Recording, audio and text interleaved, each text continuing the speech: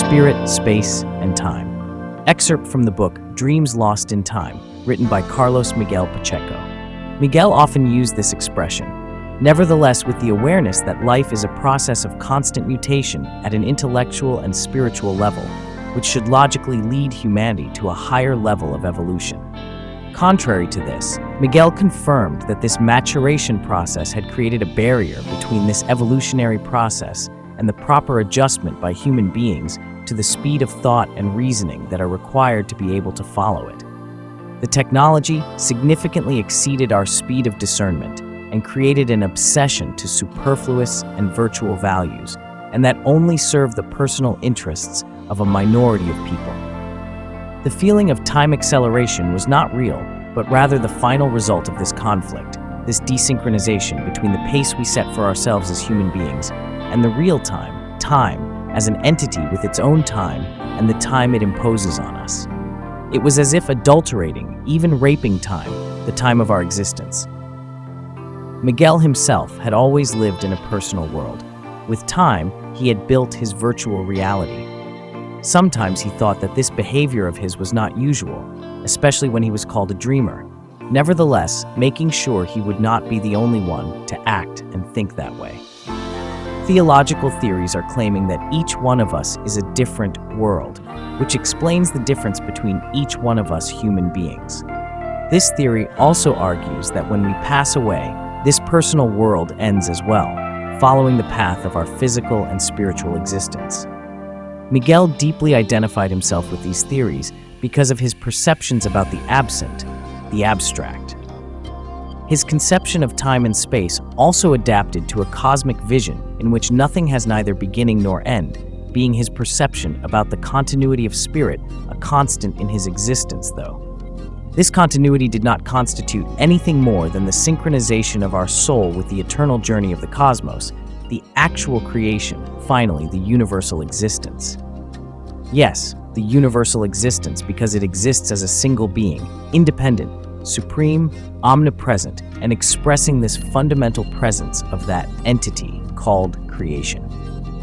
Contrary to scientific definitions, he thought that the time acceleration happens mostly in our minds, depending on our way of living and at what stage of our lives. As children, we have a different notion of time and about the dimensions of everything that surrounds us. As adults, we measure time as our state of mind allows and according to the pace of life that we impose on ourselves or that society imposes on us.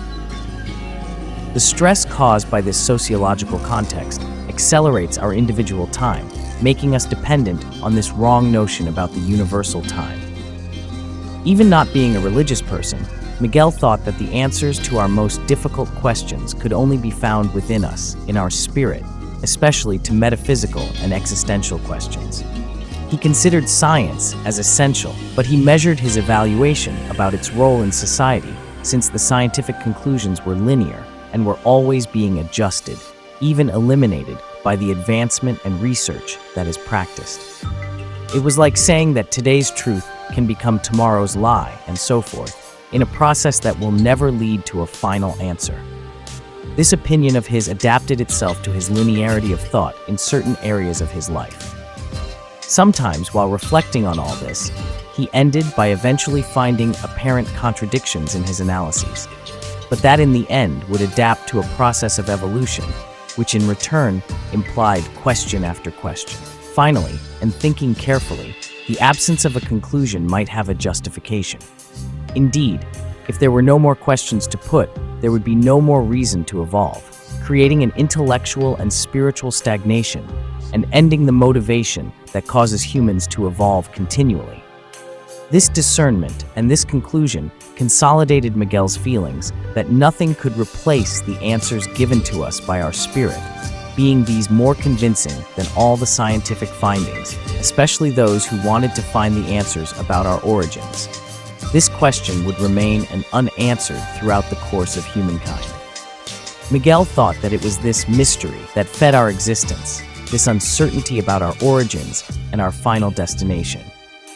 If we understood this fundamental question, we would not be living in this dimension, but rather in the one that is waiting for us and causes us so much existential anguish. Miguel's spirit constantly rambled around all these thoughts. From an early age, his parents used to question him about the reason, which led him to ask about the why of everything around him, things and events, attitudes, words, and so on. Later, as a teenager, his closest friends also would put him the same question, which revealed his avidity for wanting to assimilate, understand everything that was happening. Many never would manage to understand him, perhaps for fear of the complexity of his questions and his thoughts, since it was more comfortable not to think so deeply. However, to Miguel, it was essential to consider and think about everything that was not apparent, but ultimately more real than the visible or audible. For him, it was not enough to examine the here and now. He wanted to raise that curtain that separates us from what he considered as the true reality and just walk in. This personal wish was Miguel's world of spiritual rambling, lost between the why and the why, a dimension that had always accompanied him throughout life and that had matured over time, consolidating his existential beliefs, existential values, and helping him to understand the behavior of those who surrounded him, mostly the ones he deeply and truly loved. This understanding of his had a high price to pay, since it led him to an involuntary acceptance of some human contexts.